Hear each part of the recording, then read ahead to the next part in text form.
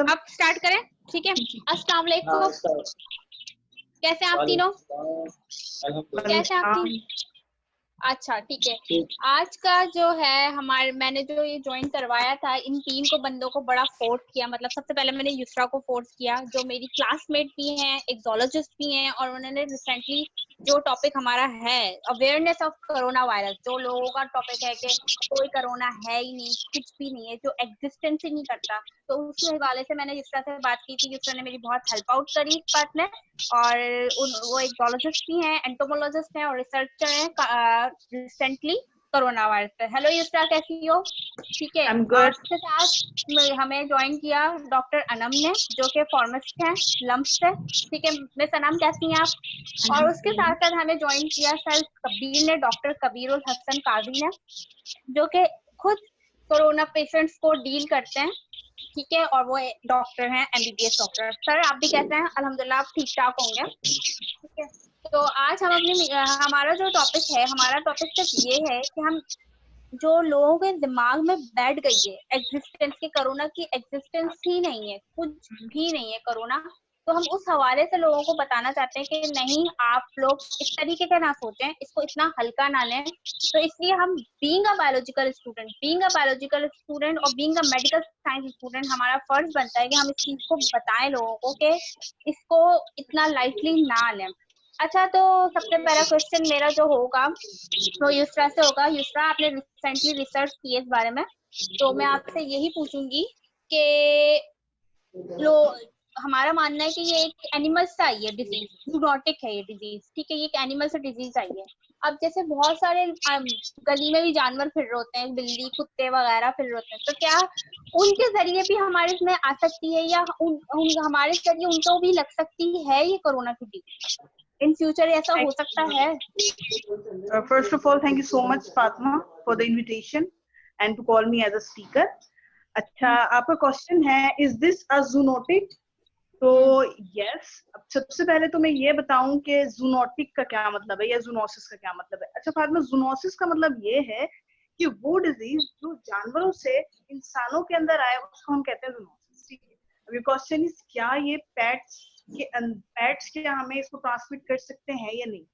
तो देखो, ये एक्चुअली डिफरेंट, अभी तक WHO के पास कोई ऐसा एविडेंस नहीं आया कि हमें पेट्स जो हैं वो इस चीज को जो है ट्रांसमिट कर सकते हैं, लेकिन सर्टेन कंडीशन के अंदर ये पॉसिबल भी है। एक दो केसेस ऐसे हैं जिसके ऊपर रिसर्च की गई है और उन्होंने कहा है कि यस, पेट से उनको जो पालतू उनके घर में थे ना, तो एक दो केसेस के अंदर ऐसा हुआ है रिसर्च पेपर्स के अंदर कि यस, पेट से उनको बीमारी ट्रांसमिट हुई है, लेकिन इसके चांसेस बहुत ज्यादा कम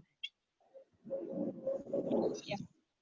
और मतलब जैसे अभी कोई चांस नहीं है फ्यूचर के पेट्स के अंदर हम हमारे थ्रू ट्रांसफर हो सके, मतलब ऐसा कोई केस अभी सामने आया नहीं है? नहीं, बहुत रेयर केसेस हैं। अच्छा, मतलब बहुत रेयर केस है, सही है। डॉक्टर कबीर, मैं आपसे पूछूंगी कि जैसे जो कोरोना के पेशेंट्स आए, मतलब केसेस हुए, तो उनको डॉक्टर्स ने किस तरीके से मतलब डिवाइड किया? मतलब एकदम से कोई आया, उसको ये तो नहीं बोल दिया ना कि आपको कोरोना हुआ, मतलब किस तरीके से उन्होंने उसकी रिसर्च किया कि किस तरीके से बताया कि हाँ ये पॉजिटिव है और ये नेगेटिव है? Thank you Fatima for asking question. जब भी हमारे पास कोई पेशेंट आता है तो हम उसको क्लिनिकल बेस पे क्लासिफाई करते हैं साइन और सिम्टम्स पे। हम मतलब उसमें देखते हैं कि उसमें कौन सी अलामात हैं। बिलफर्ज अगर आपके पास एक पेशेंट आता है, वो फीवर, कफ या कोई ट्रेवल हिस्ट्री देता है, मतलब फीवर और कफ तो मस्ट है कोरोना पेशेंट में अगर वो सिम्टोमेटिक है, ठीक है, तो हम सस्पेक्ट करते हैं ऐसे पेशेंट को कि ये कोविड-19 हो सकता है, बट हम उसको कंफर्म केस नहीं कह सकते अनटिल एंड अनलेस जब तक हम उसका लेबोरेटरी टेस्ट ना करवाएं। जब हम उसको लेबोरेटरी टेस्ट के लिए भेजते हैं तो उसके दो मेथड होते हैं, एक नेजल स्वाब होता है, एक ओरल स्वाब होता है, फेरेंजियल। हम प्रीफर करते हैं नेजल। अगर नेजल स्वाब जाता है लेबोरेटरी और वहां से डिटेक्ट किया जाता है कि हाँ भाई ये पीसीआर आरएनए वायरस है, तो उसको हम कहते हैं कंफर्म केस। तो दो में हम डिवाइड कर लेते हैं, ठीक है। एक सस्पेक्टेड होता है जिसका लेबोरेटरी टेस्ट नहीं गया पर उसमें अलामात हैं, और एक कंफर्म्ड होता है जो लेबोरेटरी से भी कंफर्म हो जाए। अच्छा, जरूरी नहीं कि लेबोरेटरी वाले में अलामत मौजूद हो। एक बंदा था, बिलफर्ज हमने 30 बंदों के टेस्ट किए, 30 में से सिर्फ अलामत एक की थी, बाकी 29 की अलामत नहीं थी, पॉजिटिव आए 10। तो अब सवाल ये आता है बाकी 9 को तो अलामत थी नहीं कोई। जरूरी नहीं है कि कोरोना पॉजिटिव में कोई अलामत हो, यानी कि उसको खांसी हो, बुखार हो, ठीक है। जिसको होगा मतलब वो खतरनाक पेशेंट है सबसे पहली बार, मतलब उससे दूसरों को आसानी से फैल सकता है। जो पॉजिटिव है पर उसमें अलामत नहीं है, उसको हम कंफर्म कैरियर कैसे कहते हैं। कैरियर मतलब वो खुद अभी इतना इन्फेक्टिव नहीं है, वो अभी इंक्यूबेशन पीरियड में चल रहा है, जो कि 14 दिन का होता है। तो हम डॉक्टर्स इस तरह से पेशेंट को कैटेगराइज करते हैं, डिवाइड करते हैं, suspected, confirm, carrier. Thank you. अच्छा, मतलब आपका कहने का मतलब ये है कि एकदम से अलामतें आएंगी नहीं, सिम्टम्स जाहिर नहीं होंगे, वो आहिस्ता आहिस्ता करके स्लोली स्लोली कर कर आएंगे। जी, कभी कभी 14 दिन तक नहीं आते हैं, अक्सर 14 डेज इंक्यूबेशन पीरियड के बाद। इंक्यूबेशन मिस यूसरा आपको बताएंगे इंशाल्लाह इसी सेशन में कि इंक्यूबेशन पीरियड क्या होता है। तो इंक्यूबेशन पीरियड में जब वो गुजर जाता है पेशेंट का, तो अलामत जाहिर होती है। अच्छा मिस सनम, मैं आपसे भी इसी सवाल वाले से बात करूंगी कि बीइंग अ फार्मासिस्ट आप मतलब कोई अगर पेशेंट आपके सामने आ जाए कोरोना का, तो आप उसको क्या मतलब प्रिकॉशंस रिकमेंड करेंगे? पहले तो Fatima, thank you so much to invite me such a great session.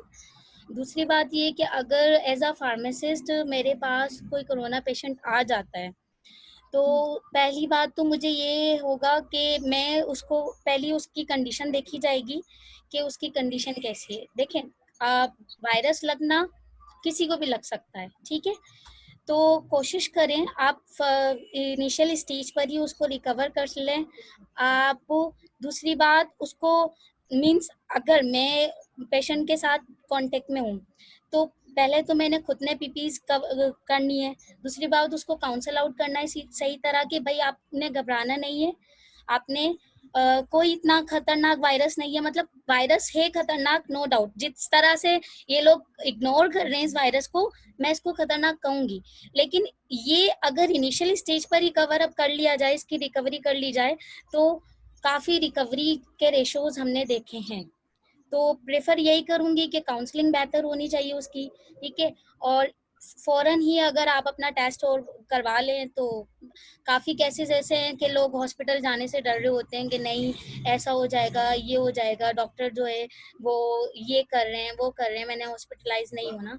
ये बहुत गलत चीज़ें इन लोगों की। अगर यही करते हैं तो वो लास्ट स्टेज में जाकर आ रहे होते हैं, एंड देन फिर आप सिवियरिटी पे चले जाते हो, एंड देन क्या होता है कि चांसेस बचने के और रिकवरी के बहुत कम हो जाते हैं। तो प्रॉपर काउंसलिंग बेहतर है यहाँ पर, प्रॉपर काउंसलिंग। और फिर के प्रॉपर वर्क होना चाहिए इसके ऊपर, जी, जो अगर एक नई डिजीज हमारे पर अलाउ हो या मतलब हमें अनाउंस हुई है दुनिया में। अच्छा युसरा, जैसे बीइंग अ ज़ूलॉजिस्ट आपने मतलब बहुत सारे पैरासाइट्स और वायरल इन्फेक्शंस, ऑब्लिगेंट पैरासाइट्स पढ़े हैं, ठीक है। और आप बहुत अच्छे से जानती होंगी कि ऑब्लिगेंट पैरासाइट्स जो होते हैं वो काफी खतरनाक होते हैं, तो उनका लेकिन एक पर्टिकुलर टाइम पीरियड होता है कि हर चीज का एक पर्टिकुलर टाइम पीरियड है। तो वही सवाल, क्या आपको क्या लगता है कि इस वायरस का इंक्यूबेशन टाइम पीरियड क्या हो सकता है, किस हद तक हो सकता है? ठीक है फातिमा। फातिमा, सबसे पहले तो पब्लिक को हमें ये बताना चाहिए कि मैं ये बताना चाहूंगी कि इंक्यूबेशन का मतलब क्या है, ठीक है। इंक्यूबेशन पीरियड को अगर हम आसान अल्फाज में डिफाइन करना चाहें तो ये होगा कि एक वायरस अब एक बॉडी पर आके कितनी देर में अपने नंबर को बढ़ाएगा और एक्टिव हो जाएगा, ठीक है। इंक्यूबेशन मतलब कि उसके आने का टाइम जब तक कि उसके अंदर सिम्टम्स अपीयर हो, ठीक है। आया, एक्टिवेट, इंक्यूबेशन पीरियड कौन सा वाला पीरियड है, जब वो आया और जब तक उसने अपने आप को डबल किया और वो उसकी बॉडी के ऊपर एक्टिव हो, दिस इज इंक्यूबेशन पीरियड, ठीक है।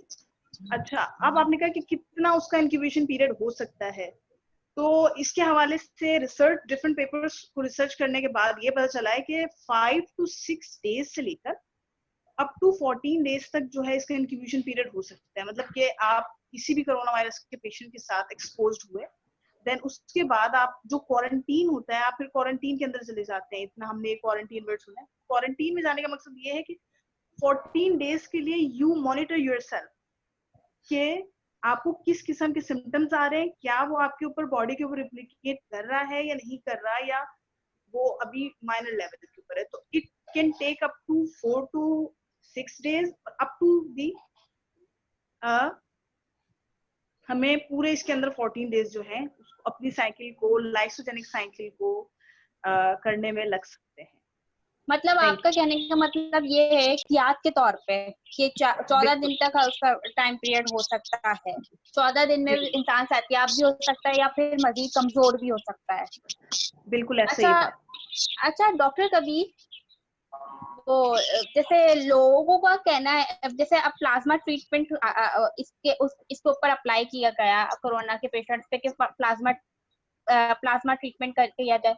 अब जैसे कि प्लाज्मा जो है वो लोग अतिया के तौर पे दे रहे थे, लेकिन अब जो है सुनने में आ रहा है, मतलब लोगों की बातें भी हैं और कुछ न्यूज पे भी बताया गया कि लोग बेच रहे हैं।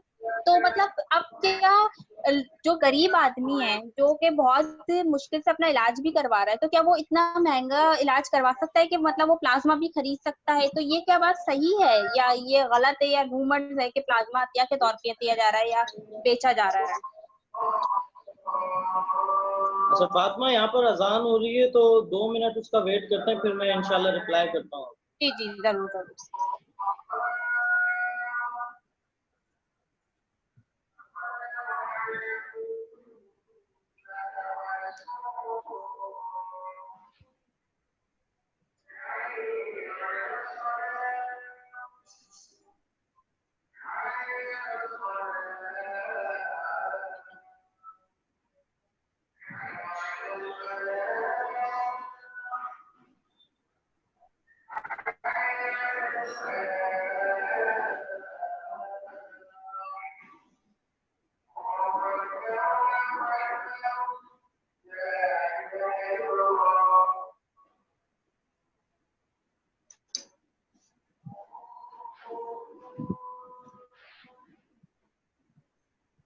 जी सर।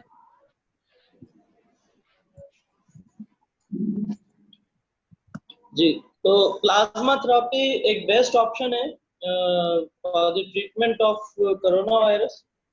पर सबसे पहले मैं आपको ये बता दूं कि ये सबको इस थेरेपी की जरूरत नहीं होती, जैसे कि आप लोगों को भी इस बारे में थोड़ा बहुत इल्म होगा। जब हमारे पास कंडीशन क्रिटिकल हो जाती है, यानी कि किसी इंसानी जिस्म की कुव्वत मुदाफी काबिल नहीं रहती कि वो कोरोना से फाइट कर सके और सिवियरिटी से बचा सके, तो फिर हम उसको कोरोना से बचाने के लिए, ट्रीटमेंट करने के लिए, वेलबींग करने के लिए हम उसको प्लाज्मा देते हैं। दूसरे का, उस प्लाज्मा की खासियत क्या है? एक शख्स जो कोरोना से लड़ चुका है, उसके जिस्म में कुदरती तौर पर उसके मुखालिफ, कोरोना के मुखालिफ प्रोटीन बन चुकी होती है जो उसके प्लाज्मा में पाई जाती है। वो जब हम प्लाज्मा देते हैं तो एक्चुअली हम वो प्रोटीन दे रहे होते हैं जो आगे फाइट अप करने में हेल्प करती है, इसलिए बंदा वो सही हो जाता है। बट वही बात कि हमारे पास कुछ इस तरह से बदकिरदार लोग भी हैं, बदकिरदार ही कहूंगा, जो इस चीज को अब बिजनेस के फॉर्म में लेके आ रहे हैं। खुदा ताला ने उनको सेहत दी तो अब वो उसका गलत फायदा उठा रहे हैं और प्लाज्मा बेच रहे हैं। तो अल्लाह ऐसे लोगों को हिदायत दे। ये बात सही है। आज ही न्यूज में सुनने में आई थी कि एक जो शख्स था वो 3 लाख रुपीज में शायद अपना प्लाज्मा डोनेट तो नहीं, सेल करने की बात कर रहा था। तो ये देखा जाए तो ये सदका जारिया होता है। ये इंसान को अगर वो इस ऐसी बीमारी से, इतनी खतरनाक वबा से बच के आता है, तो उसको ये फिसबिल्लाह सबको देनी चाहिए। अच्छा मैं सना आपसे एक सवाल पूछूंगी कि लोग मतलब जो मैंने सुना, पर्सनली मेरा जो व्यू था, जो मैंने सुना उसके वाले से सुना कि कुछ लोग जो है ये भी ये रूमर्स फैला रहे हैं। अब ये रूमर है या हकीकत है, या आप बताएंगी कि जो है वो डॉक्टर जहर का इंजेक्शन लगा रहे हैं ताकि जो है ना कोरोना के पेशेंट ज्यादा ना बढ़े और वो जो हो गए हैं वो इस दुनिया से ये अल्लाह ना करे रुखसत हो जाए। तो ये क्या बात सच है या फिर लोगों की बनी बनाई बात है? पहले तो मैं सर कबीर से पूछूंगी। सर कबीर, आप डॉक्टर हैं, आपने ऐसी कोई ड्रग देखी है जो जहर का इंजेक्शन हो या जहर का टीका हो? फातिमा, ऐसा तो नहीं देगा। फातिमा सर ने देखिए, किसी को लगाया, सर ने किसी को लगाया नहीं होगा वो इंजेक्शन। नहीं फातिमा देखें, असल में इसके पीछे हिस्ट्री क्या है मैं आपको बताती हूँ। देखें, होता क्या है कि हमारे यहाँ लोग जो है ना वो खुद ही डॉक्टर बने हुए हैं, ठीक है। सच वाली बात ये है, एक तो कोई नई चीज आती है ना उनमें, अब मैं क्या कहूँ कि वो खुद ही मुल्ला हकीम बन जाते हैं और अपनी अपनी राय देना पेश कर देते हैं, मतलब देना स्टार्ट कर देते हैं कि ये ऐसा हुआ, ये ऐसा हुआ, ये ऐसा हुआ, ये ऐसा हुआ, ठीक है। और अगर कोई कोरोना पेशेंट आ भी जाता है ना, तो होता क्या है कि पहली बात तो वो हॉस्पिटल जाने से डर रहा होता है कि नहीं ये ऐसा, मैंने हॉस्पिटल नहीं जाना, ये हो जाएगा, वो हो जाएगा। अब उस केस में क्या होता है कि आप बहुत ही ज्यादा टाइम अपने घर पर कोरोना पेशेंट को रख लेते हो, ठीक है। रखने के बाद अब जब उसकी सिवियरिटी हो जाती है, वो फाइनल लास्ट स्टेज पर आ जाता है और उसके हाथ में अब कुछ नहीं होता, उनकी फैमिलीज परेशान हो जाती है कि अब तो ये रिकवरी हो ही नहीं रही, तो फिर वो एंड मोमेंट पे जाते हैं डॉक्टर्स के पास। अब वो पेशेंट जो ऑलरेडी लास्ट स्टेज पर है, वो डॉक्टर कैसे बचाएगा उसको, ये बताएं। आपने इनिशियल स्टेज पर ही उसको अपने पास रख लिया है, ठीक है। तो ये जो इंजेक्शन वाली बात है ये बिल्कुल फेक है। डॉक्टर्स ने नहीं, ऐसा कोई इंजेक्शन ना फार्मासिस्ट ने अभी तक बनाया है ना डॉक्टर्स ने लगाया है, ठीक है। तो ये जो सब अपने आप में डॉक्टर बने हुए हैं, बस उन्हीं से पूछें क्या है ये इसके पीछे कहानी। बहुत ही ज्यादा माहिराना राय अपनी दे रहे होते हैं कि ये डॉक्टर ने इंजेक्शन लगाया। हाँ, डेथ होती है, नो डाउट, वो इसलिए होती है क्योंकि ये उनकी खुद की गलती होती है। आप पेशेंट को अपने पास रख रहे हो, ठीक है, वो जब बिल्कुल लास्ट स्टेज पे चला गया है बेचारा, जब आपके हाथ से सब कुछ खत्म हो गया है, जब डॉक्टर के पास लेके गए, अब लास्ट स्टेज में डॉक्टर तो अपनी पूरी कोशिश करेगा उसको बचाने की, ठीक है। बट ये वायरस इतना सिंपल है नहीं है जिसको हम लोगों ने इतना लिया हुआ है। तो लास्ट स्टेज में जब वो मरता है तो यही बोला जाता है, देखा, कहा था ना इंजेक्शन लगा के ये मार देंगे। ये नहीं बोलेंगे कि हमने 3 हफ्ते तक उसको अपने घर पे रखा हुआ है। अल्लाह के बंदो तौबा करो इस चीज से, तो इंजेक्शन ऐसा कुछ नहीं होता, सारे रूमर से अच्छा ये। अच्छा युसरा, आपकी क्या राय है होम आइसोलेशन पे, मतलब कि होम क्वारंटाइन किस हद तक के लिए सेफ है? जो लोग डर रहे हैं हॉस्पिटल जाने से, ट्रीटमेंट करवाने से या टेस्ट करवाने से कि कोरोना पॉजिटिव भी है नेगेटिव भी है, तो उनके लिए आपकी क्या राय होगी कि होम क्वारंटाइन किस हद तक उनके लिए सेफ होगा? यस सर, आप बोले, फिर युसरा जवाब दे देंगी। हाँ, मैं ये कहना चाह रहा था, पार्टिसिपेंट्स में से कुछ हमसे क्वेश्चन कर रहे हैं, तो मैंने उनका क्वेश्चन नोट कर लिया है। जैसे मोहम्मद मिठल ने भी एक क्वेश्चन मुझे चैट में दिया है, तो मोहम्मद मिठल, इंशाल्लाह in the end of session में बहुत सारी एसओपीज के हवाले से भी बात करूंगा और आपके क्वेश्चन का भी रिप्लाई करूंगा। तब तक आप ये थोड़ा हमारी कन्वर्सेशन को एंजॉय करें। आई होप इससे बहुत कुछ आपको इंफॉर्मेटिव मिल जाएगा इंशाल्लाह। जी मिस युसरा। मिस युसरा, आप जवाब दें। देखिए फातिमा, ये है कि होम आइसोलेशन तो हर तरह से बेहतर है। उसका रीजन सबसे पहले ये है कि आजकल हॉस्पिटल्स में हमें वैसे ही नहीं जाना चाहिए। हमें जब मतलब घरों में हमें लॉकडाउन किया हुआ, इट मीन्स कि हमें बाहर नहीं जाना। तो अगर आप किसी भी कोरोना वायरस पेशेंट से एक्सपोज हो जाते हैं तो इसमें इतनी टेंशन लेने की जरूरत नहीं है। इट विल, मतलब ये भी हो सकता है कि आप बाहर जाएं, हॉस्पिटल्स में जाएं, तो आपको अगर वो पहले से एक्टिव नहीं भी हो तो बाहर जाने की वजह से लग जाए, हॉस्पिटल्स में जाने की वजह से लग जाए। तो अकॉर्डिंग टू मी, मुझे लगता है कि होम आइसोलेशन ज्यादा बेहतर है। यहाँ हम हर किस्म के जर्म से भी बचे होंगे, हमारी फैमिली हमारे साथ है, हमें बहुत से लोग मिलने भी आ सकते हैं, हम उनसे मतलब सेल्फ क्वारंटीन बेस के ऊपर उनसे मिल भी सकते हैं, हम थोड़े पॉजिटिव भी रहेंगे। हॉस्पिटल का माहौल आपको पता है, वो फिर हमें मजीद टेंशन ही होती रहती है। तो हम, मुझे लगता है कि होम आइसोलेशन लोगों को लेनी चाहिए और it is more better than hospital isolation. तो we should stay at home. और जैसे ही हम कोरोना वायरस से एक्सपोज होते हैं तो इसमें कोई टेंशन लेने वाली बात नहीं है। हो सकता है कि वो आपकी बॉडी के ऊपर रेप्लिकेट ही ना करे, तो हमें रिलैक्स करना चाहिए। 14 डेज तक हमें अपने आप को मॉनिटर करना चाहिए। तो home isolation is more better than hospital isolation. Thank you. अच्छा सर, मैं आपसे सवाल पूछूंगी कि आपने जैसे कोविड-19 के पेशेंट्स देखे होंगे, तो जो पॉजिटिव हैं वो ज्यादा डरपोक होते हैं या जिनका नेगेटिव आता है वो ज्यादा डरा देते हैं लोगों को? अभी तो सबसे ज्यादा मीडिया डरा रहा है मिस। सबसे ज्यादा जो भी को हरास फैला रखा है वो मीडिया ने फैलाया हुआ है। देखिए पेशेंट कोई भी नहीं डरता। वही बात, जो एहतियात के लिए डरते हैं तो वो नेगेटिव वाले दूर दूर रहते हैं, क्योंकि पॉजिटिव वाले हमारे पास अभी तक पाकिस्तान में सिम्टोमेटिक, अगर मैं नवाबशाही की बात करूं जहाँ पे मैं करंटली काम कर रहा हूँ, तो वहाँ पे 250 से ऊपर केस थे पिछले मंथ में। तो उसमें से 157 एसिम्टोमेटिक थे। एसिम्टोमेटिक मतलब किसी को खांसी तक नहीं थी। तो जिसको खांसी नहीं हो और आप बोले ना भाई आप पॉजिटिव हैं, तो वो हंसता है सबसे पहले, बोलता है ये पागल हो गया, मुझे तो कुछ है ही नहीं, ये पॉजिटिव बता रहा है। तो पॉजिटिव वालों में जो एसिम्टोमेटिक हमारी मेजॉरिटी में पाकिस्तान में है, उन्हें कोई खौफ नहीं है। हाँ बेशक वो अल्लाह के आगे खड़े होते हैं, अल्लाह के हुजूर खड़े होते हैं। नेगेटिव वाला ज्यादा डरता है और उसे डरना भी चाहिए, क्योंकि उनका डरना उनके फायदे में भी है और हमारे फायदे में भी। तो डर जो है ये अच्छी चीज है। कोरोना से बिल्कुल डरना है। लड़ आप नहीं सकते, अल्लाह की जात आपको बचा सकती है सिर्फ उससे, क्योंकि अभी तक वैक्सीन नहीं है कोई ना। तो ये जो स्लोगन है कोरोना से डरना नहीं लड़ना है, तो ये पता नहीं किस जाहिल ने बनाया है। तो डरना है, ऑब्वियसली डरना है आपने। ठीक है, तो मैंने जो देखा है वो नेगेटिव वाले ज्यादा डरते हैं। Sir I have a question Fatima, ji इसी से पूछे रिलेटेड है तो मैंने किसको कंटिन्यू करूं। सर अब आपने कहा कि अब तक कोई वैक्सीन मौजूद नहीं है, तो how are you treating corona virus patient right now? हाँ देखें, वायरल इन्फेक्शंस की बात सबसे पहले आप ये समझें कि वायरल इन्फेक्शंस जो होते हैं ना, वो वायरस एक जीनोम से बना होता है, एक आरएनए डीएनए होता है। तो कुछ आप में से ऑडियंस में से भी कुछ लोग शायद समझ पाए। उसको हम ना किसी पेन किलर से खत्म कर सकते हैं, ना हम किसी बुखार की दवा से खत्म कर सकते हैं, ना ही हम किसी एंटीबायोटिक से खत्म कर सकते हैं कि भाई एमॉक्सिल दे दी, लेफ्लॉक्स दे दी, सही हो जाएगा। उसको किल करने के लिए एक पर्टिकुलर हमें मेडिसिन की जरूरत पड़ती है, जो कि हमारे यहाँ पे वैक्सीन कहलाती है। ठीक है, जब तक वैक्सीन नहीं होती किसी भी वायरस की, तो हम देखते हैं कि उससे वो अलामत कौन सी आ रही है।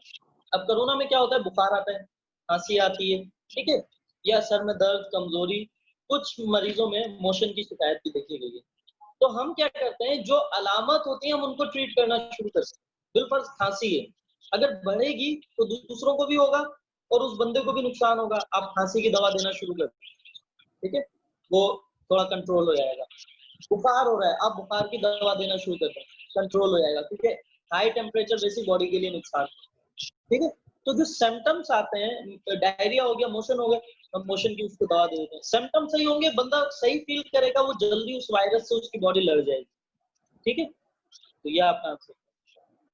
और मिस सनम आप ये बताइए कि जैसे अब ये एक वो हो गया कि मतलब जैसे ही हमारे मुल्क में आया है वायरस, तो हर चीज में मतलब सर्जिकल मास्क महंगा हो गया, 5 रुपए वाला मास्क 70-80 रुपए का मिलने लग गया। ठीक है, सैनिटाइजर्स महंगे हो गए, कुछ लोगों ने तो स्टॉक कर लिए, ब्लैक मार्केट में भी सैनिटाइजर और सर्जिकल मास्क बेच रहे हैं। तो मतलब एक आम बंदा जिसके लिए रोज के 100-200 रुपए भी खर्च करना बड़ी मुश्किल से हो जाता है, रोजी रोटी में से, खाना वगैरह में से, तो वो जो है किस तरीके से जो है कर सकता है कि किस तरीके से अपने आप को सैनिटाइज कर सकता है, या किस तरीके से अपने बचा, या ये जो कपड़े के मास्क बन गए ये किस हद तक आपको बचा सकते हैं, या सर्जिकल मास्क इतने महंगे हो गए, तो मतलब उसका सेकंड पार्ट क्या होना चाहिए लोगों का कि वो काम कर सकें, वो इकदामात अपना सकें, ताकि उनको प्रॉब्लम ना हो, उनको इतनी फाइनेंशियली फेस अप ना करना पड़े। आपके सवाल का जवाब देने से पहले शायद मिस यूसरा ने हाथ उठाया हुआ है, हैंड रेज किया हुआ है। कुछ पूछना है मिस यूसरा? नहीं, आप वो अपना चैट ठीक है बहुत यूज करते हैं। ठीक है ओके। जहाँ तक बात है मिस फातिमा, आपने पूछा कि कपड़े का मास्क किस हद तक इफेक्टिव है, ठीक है। तो जैसा कि मैं बताऊं कि हमारा जो सर्जिकल मास्क होता है ना, वो आपको प्रिवेंशन दे रहा होता है, मतलब वायरस के अकॉर्डिंग, और ये एंटी माइक्रोबियल्स होते हैं उसके खिलाफ अगेंस्ट, वो 70 to 80% होते हैं, ठीक है, 60-80 की एवरेज आती है। तो इस कंडीशन में मैं यही प्रेफर करूंगी कि कोशिश करें कि आप बाहर ही ना जाएं, ठीक है। बहुत ज़्यादा रेयर कंडीशन आ रही है, बहुत ही ज़्यादा अर्जेंसी है कि you have to go outside, तब भी कहूँगी सर्जिकल मास्क यूज़ करें, क्योंकि कपड़े का मास्क नहीं आपको प्रिवेंशन नहीं देता, ठीक है। सही है। और उसको सर्जिकल मास्क को भी यूज करने का, मतलब वेयर करने का पूरा एक प्रोटोकॉल होता है। लाइक आप उसको by the help of your finger अपने एयर लॉब्स की तरफ टाइट कर रहे होते हो, ठीक है। एंड देन ये जो नोज साइड होती है और यहाँ नेक साइड जो होती है उसको आप टाइट कर रहे होते हो, ताकि आप उसको प्रॉपरली वेयर आउट कर सको। लेकिन मैं किसी भी हाल में प्रेफर नहीं करूंगी कि क्लॉथ मास्क आप यूज करें, ठीक है, क्योंकि उसमें कोई भी नहीं है प्रिवेंशन, कोई बचाव नहीं है।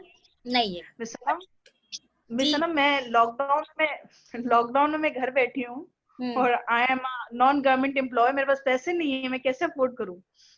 मिस आप और मास्क तो चेंज भी एक करना मिनट पड़ता है। एक मिनट, आपने अभी चाय पी है? पी है मैंने चाय, शायद दोपहर में खाना भी खाया होगा। अल्लाह का देखिए मिस, शुक्र है अगर अल्हम्दुलिल्लाह। आपको बहुत ही ज्यादा अर्जेंसी हो ना, तो अगर 70-80 रुपए का मास्क, या तो जिंदगी देख लें या पैसे देख लें, ठीक, ठीक। या अपने काम को देख ले। अगर काम इतना ही ज्यादा जरूरी है तो 100-150 रुपए। पहली नहीं चॉइस मैंने जैसे यही कही ना कि आपने कोशिश करनी है घर पे स्टे करना है, लेकिन काम ही बहुत ज्यादा अर्जेंसी वाला है तो लगा सकते हैं आप इतने रुपीस तो कर। नहीं, मेरा सवाल लेकिन आप तीनों मेरा मैं कपड़े वाले मास्क को प्रेफर नहीं करूंगी, ठीक है।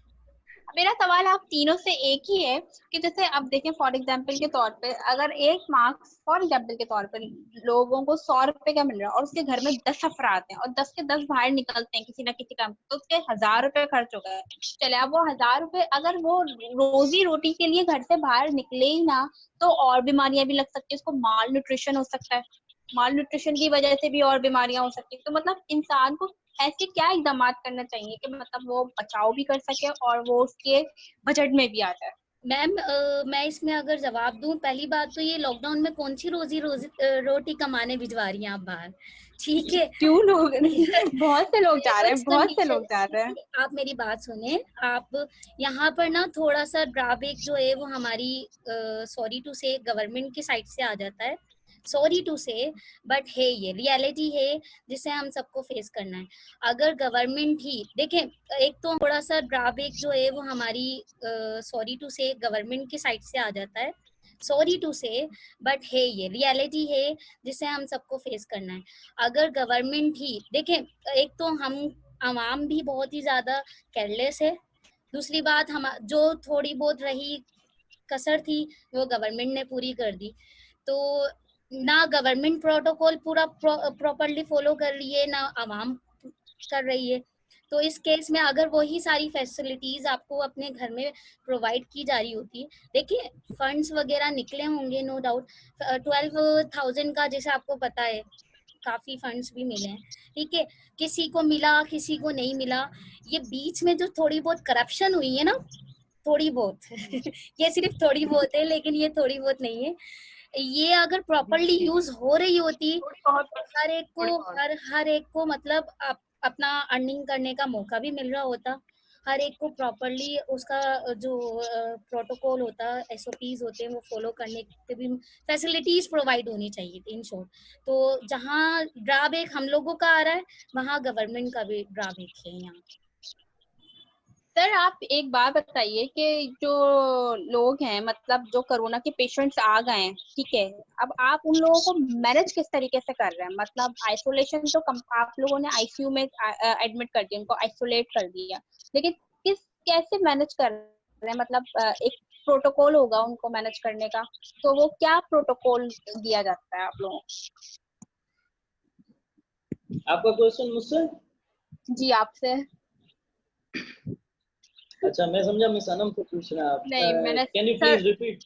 मेरा सवाल ये था कि जिस तरीके से आप कोई कोरोना पेशेंट्स आ जाते हैं, फॉर एग्जांपल के तौर पे, अल्लाह ना करे एक दिन में आपके पास 20 पेशेंट्स आ गए एक साथ, ठीक है, तो आप उनको किस तरीके का प्रोटोकॉल देते हैं, मतलब किस तरीके से आप मैनेज करते हैं कि उनको उनको आईसीयू आइसोलेशन वार्ड में उनको आइसोलेट भी कर दिया जाए और उनको जो है इकदाम भी सही तरीके से किए जाए?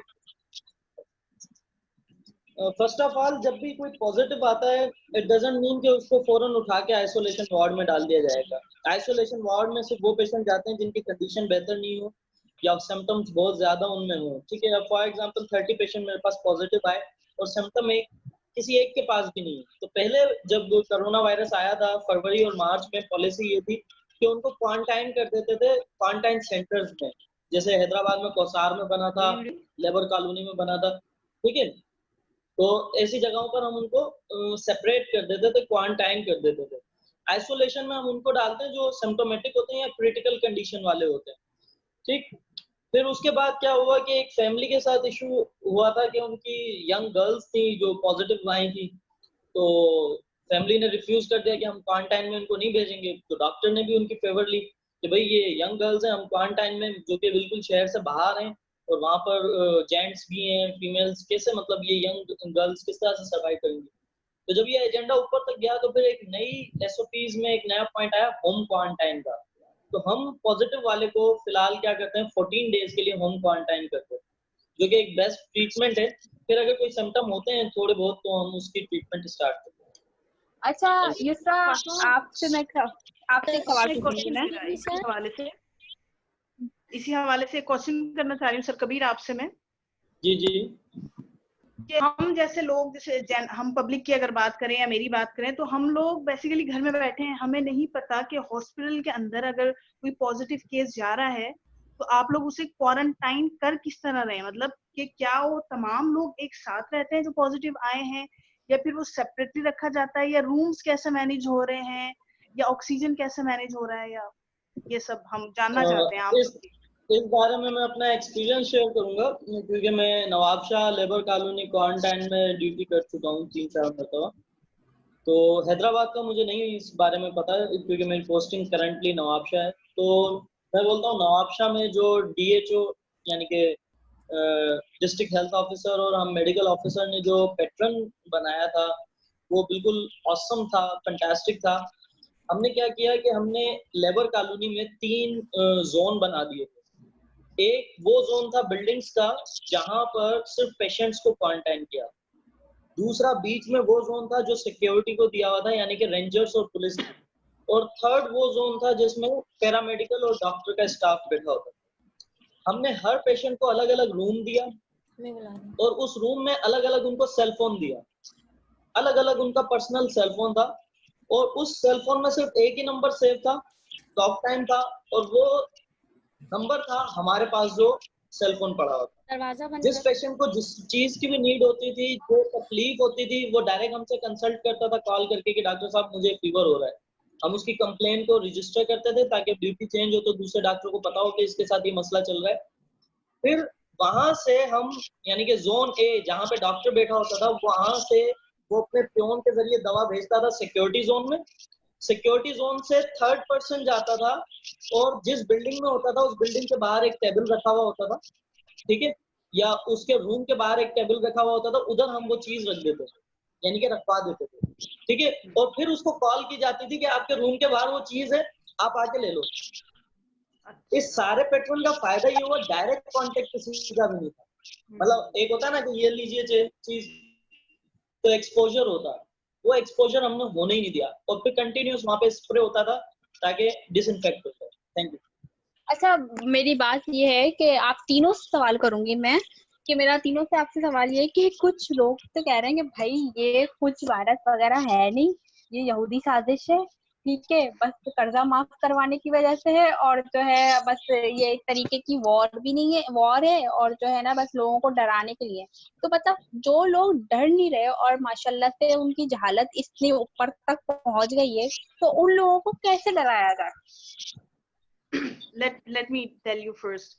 अच्छा, जो ऐसे लोग हैं ना, मैं उनसे ये सजेस्ट करूंगी कि एक दिन के लिए आप बगैर मास्क के और बगैर ग्लव्स के सिर्फ एक दिन के लिए, आधे घंटे के लिए जाके उनसे हैंडशेक करें, उन्हें हक करें, उनसे मिलें, थोड़ी बातचीत करें, पानी शानी खाना वाना खाएं और फिर वो आ जाएं। दे वुड नो कि अगर उन्हें लगता है कि यार ये ऐसा ही है, ठीक है, ड्रामा है, ढोंग है, ठीक है, दे शुड गो, और उन्हें मिलना चाहिए उन्हें जाके, कि उन्हें पता चल जाएगा ड्रामा है या नहीं, वो एक्सपीरियंस कर लेंगे, मीन दे विल नो कि हाँ ड्रामा नहीं है यार। तो why don't they go hospitals, they should go. Thank you. Miss Anam, आपकी क्या राय होगी? मिस बीइंग अ फार्मासिस्ट, आपकी क्या ट्रायल सर्विसेज होंगी ऐसे लोगों के लिए? मैम, पहली बात तो ट्रायज का मतलब समझा देती हूँ। जैसा अगर आपने वर्ड यूज किया है यहाँ ट्रायज यूज करना वर्ड मेरे ख्याल से प्रॉपरली नहीं होगा। ट्रायज मीन्स होता है कि you have to give the first choice at the emergency. मतलब आपकी प्रायोरिटी क्या होती है, आप किसको फर्स्ट चॉइस दे रहे होते हो, ठीक है। आपका सवाल जहाँ तक है लाइक कि ऐसे लोगों को किस तरह समझाया जाए, भाई ऐसे लोगों के लिए ट्रायल सर्विसेज दें ताकि जो है ना उनकी अकल के पत्थर हटे। एक मिनट, इन अकल के पत्थर हटा रही हैं आप, तो वो तो हटाने मुश्किल है। देखिए, हम सिंपल क्या कर सकते हैं, हमारी साइड से जितना हो सकता है, ठीक है, हम प्रॉपरली काउंसिल वगैरह कर सकते हैं। देख, 100 में से अगर आपकी कोई बात सुन रहा है, 100% आपकी बात सुन रहे हैं, उसमें से अगर 10, लाजमी नहीं 100 के 100 सुनेंगे, मानेंगे। अगर 10 ने भी सुन ली ना, इनफ है आपके लिए, क्योंकि कुछ लोगों की फितरत बनी हुई होती है, ठीक है, जिसने अपने आप में बनना होता है वो बन के रहना होता है। जब रियलिटी उनके सामने है, जब वो खुद देख रहे हैं कि इतना खतरनाक वायरस है ये, इस तरह से मतलब ये ट्रांसमिट हो रहा है, किस तरह स्प्रेड आउट हो रहा है, स्टार्ट में क्या रेशो था, अब क्या रेशो है, ठीक है, वो भी हमारी अपनी लापरवाही की वजह से, तो अभी भी नहीं मानेंगे तो हाल हम सबके सामने थे। आप सर आप बताएं कि आप जी आप ऐसे पढ़े लिखे लोगों को किस तरीके से इकदामात करेंगे कि उनको बता दें कि हाँ भाई ये वायरस है? ऐसे पढ़े लिखे लोगों के लिए क्या इकदामात हो सकते हैं? देखिए, बताने की जरूरत ही नहीं है। यहाँ जी सर, आप बताने की जरूरत ही नहीं है, उनको बस ले जाएं और वार्ड में बंद कर दें, मरीजों के साथ बोले अगर नहीं है तो ठीक है, इनके साथ रहो, डर क्यों रहे हो, बस खत्म बात। सही है, सही बात है। उनको वो रहने के अगर आदी हो गए, एक्सेप्ट कर लेते हैं तो ठीक है, नहीं कर सकते तो वो खुद ही डर जाएंगे। वो नाम सुनते ही भाग जाएंगे। नाम सुनते ही भाग जाएंगे। अच्छा देखिए, अब जैसे कोरोना पेशेंट है, अब उसका तो जाहिर सी बात है इम्यून पावर जो है वो लो हो रहा है, ठीक है। एक तो उसने सुन लिया कि कोरोना हो गया, उसके बाद उसको मीडिया ने इतना डरा दिया कि ये जो है वो खतरनाक नहीं है लेकिन जानलेवा है वायरस, ठीक है। तो वो सुनने के बाद वैसे ही वो बंदा, उसकी कुव्वत मुदाफत लो हो जाएगी। तो ऐसे पेशेंट की कुव्वत मुदाफत बढ़ाने के लिए अगर इकदाम किए जाएं तो कैसे इकदाम किए जाएंगे, बताइए। मैंने आप तीनों से क्वेश्चन पूछा है। अच्छा देखिए, जहाँ तक बात है कि इम्यूनिटी को बूस्टअप करने की, तो यहाँ सिर्फ इम्यूनिटी कोरोना पेशेंट की नहीं, हम सब की नीड है, ठीक है। ये वायरस अटैक ही उनको करता है जिनकी इम्यूनिटी वीक है। तो पहले मैं कोरोना पेशेंट से हटकर बात करती हूँ, फिर मैं बात करती हूँ हमारे कोरोना पेशेंट के। पहले हम जो नॉर्मली हैं, should I mute it? Dr. Mittal, mute yourself. Let me mute him. ठीक है, ओके। सो जहाँ तक बात है कि हम बात करते हैं कि इनकी इम्यूनिटी कैसे स्ट्रॉन्ग कर सकते हैं।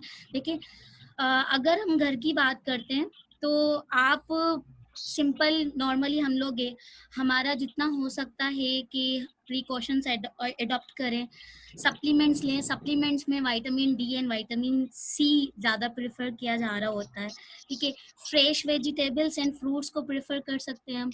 और जहाँ तक बात आई कि कोरोना पेशेंट की, तो कोरोना पेशेंट में पहले तो आपको उन्हें मेंटली तौर पर स्ट्रॉन्ग करना होगा, ठीक है, हो गया, कोई बात नहीं। आप अपने आप को प्रिपेयर करो, आपकी मेंटली स्ट्रॉन्ग होगी, आप जल्दी रिकवर करोगे। देन उसके बाद डॉक्टर का रोल आता है। डॉक्टर किस तरह उसके स्टेज को देखते हुए, इनिशियल स्टेज है या मतलब सीवियरिटी की तरफ जा रही है किस। और जहाँ तक बात आई कि कोरोना पेशेंट की, तो कोरोना पेशेंट में पहले तो आपको उन्हें मेंटली तौर पर स्ट्रॉन्ग करना होगा।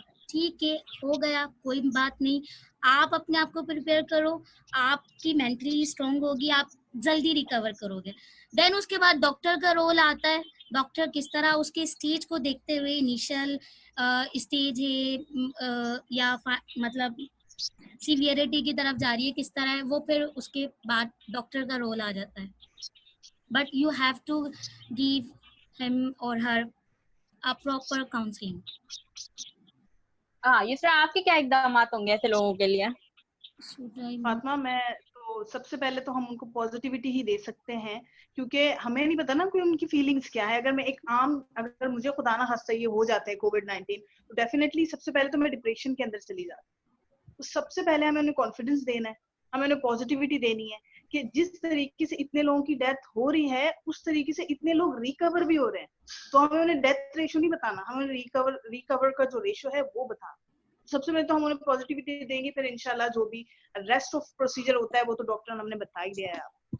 अच्छा सर, आपसे आपका कोई पेशेंट बोले कि मुझे ये खाना है, पराठा खाना है, चाय पराठा खाना है या लस्सी पराठा खाना है, जो ठंडी चीजें खानी है, तो आप क्या बोलेंगे उनको? आप उस पर उसकी मतलब उसका कॉन्फिडेंस लेवल को बढ़ाने के लिए आप उसको खिला देंगे लस्सी, ठंडी ठंडी पिला देंगे कि वो उसका नमूनिया ना चेंज हो जाए, मतलब ठंड ना लग जाए किसी तरीके से, लस्सी पिला देंगे उसको ठंडी ठंडी? फर्स्ट ऑफ ऑल, जो क्रिटिकल होगा वो मुझसे ऐसी डिमांड नहीं कर पाएगा, क्योंकि वो बेचारा आईसीयू में होगा। ठीक है। सेकेंड थिंग कि हाँ, कोई पॉजिटिव हुआ और वो मतलब इतना सिम्टोमेटिक नहीं हुआ, और अगर मुझसे वो विश करता है, डिमांड करता है, तो मैं डेफिनेटली उसको खिलाऊंगा भी, उसके साथ बैठ के खाऊंगा भी, कोई ऐसा मसला नहीं। हमारी तो इम्यूनिटी जैसी उसको ठंडी ठंडी लस्सी भी पिला देंगे, कुछ नहीं होगा उसको। सर एक सवाल मैं पूछना चाहूंगी आपसे। एज यू नो कि मैं खुद आ चुकी हूँ इस तरह के कैंप से, तो क्या ये बात सही है कि पेशेंट की डिमांड पूरी नहीं हो रही? क्या ऐसा है किसी हॉस्पिटल में या क्वारंटाइन साइट पर या आइसोलेशन साइट पर कि इफ दे डिमांड लाइक मुझे नाश्ते में हलवा पूरी खानी है, या जैसे मिस फातिमा ने कहा मुझे लस्सी पीनी है, ऐसा है? मतलब लोग कहते हैं कि पेशेंट का ख्याल नहीं रखा जा रहा। इज इट ट्रू और नॉट?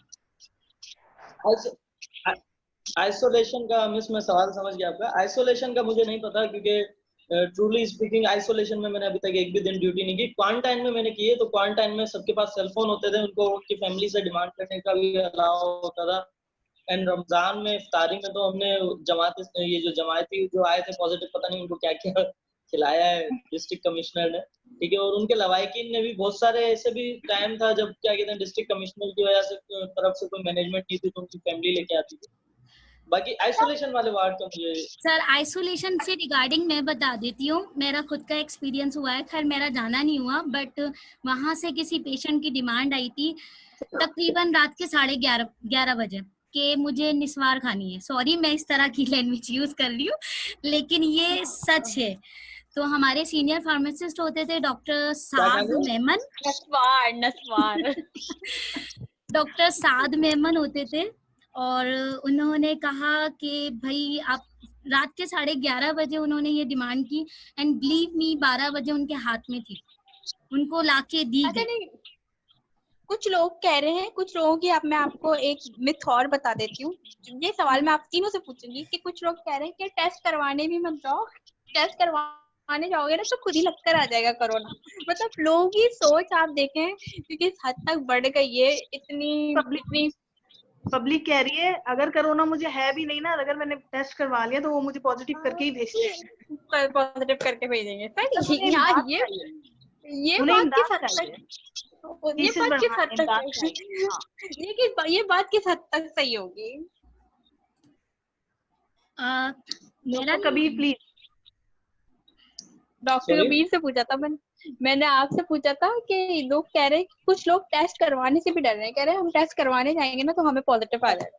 देखो ना, ये सेशन इसीलिए तो हमने किया है, ये लैक ऑफ अवेयरनेस है। मीडिया ने इतना डरा दिया है कसम से। जब न्यूज देखते हैं ना, कोरोना का स्टेटस देखते हैं तो दिल चाहता है कि बंदा वॉशरूम से नहीं निकले बाहर, घर से तो दूर की बात है।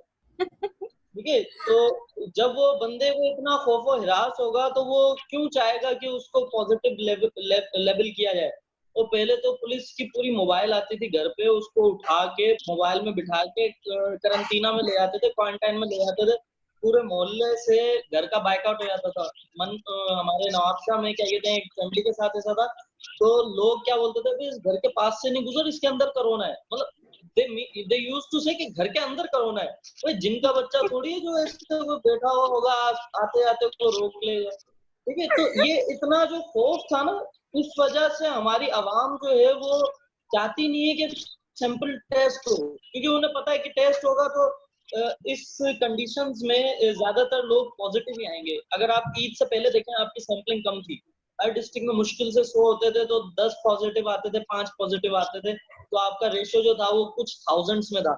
ईद के बाद सबने बैठ के ठेका लेके ऐसी सैंपलिंग किए। मैं खुद मतलब है ना, एक दिन में 100 150 सैंपलिंग करवा के आता था अपनी टीम से, तो हमारी 300 प्लस सैंपलिंग जाती थी। तो ऑब्वियसली जब आप जब पहले करवाते थे 100 तो 10 आते थे पॉजिटिव, अब आप 300 करवा रहे हैं तो 30 पॉजिटिव आएंगे। तो दैट्स द रीजन कि हम उसको जितना टेस्ट करवाएंगे उतना पॉजिटिव स्क्रीन होके हमारे सामने आएंगे। तो लोग नहीं चाहते कि हम पॉजिटिव लेबल हो, हमारे मोहल्ले वाले हमसे बात करना छोड़ दें, हमसे डरना छोड़ दें, सोशल कांटेक्ट इतने लोगों ने रख लिए, वो नहीं चाहते कि वो मुनक़ता हो। और कुछ तो पॉजिटिव होते हुए भी मास्क नहीं पहनते। माशाल्लाह। पता नहीं चले ना, डर, ये इस तरह का खौफ है ये। अच्छा, मेरा आप तीनों से सवाल है इस हवाले से कि जो लोग हैं, मतलब कुछ लोग ये कह रहे हैं कि भाई जो डेथ बगैर कोरोना के हो रही है, मतलब कोरोना से नहीं हुई, अटैक से हुई है या किसी और से भी हुई है, तो मतलब जो है हॉस्पिटल वाले डॉक्टर्स जो हैं वो उसको भी कोरोना में ही काउंट कर रहे हैं। तो मुझे नहीं लगता है कि ये बात हद तक सच होगी, या आप लोगों को ही पता होगा कि किस हद तक ये बात सच है या नहीं है। आप लोगों की क्या राय होगी इस बारे में? इस सवाल में मैं सर कबीर से इस चीज को और ऐड करूंगी। ये भी कह रहे हैं कि भाई देखो, अगर हमारे साथ ऐसा हो रहा है तो वो हमारी बात निकल रही है ना। ये अगर मैं कहूँ नहीं ऐसा तो नहीं पॉसिबल, एज अ रिसर्चर मैं तो यही कहूंगी एज एन एजुकेटेड गर्ल कि ऐसा नहीं है, लेकिन कुछ लोगों के साथ लिटरली ये हुआ है।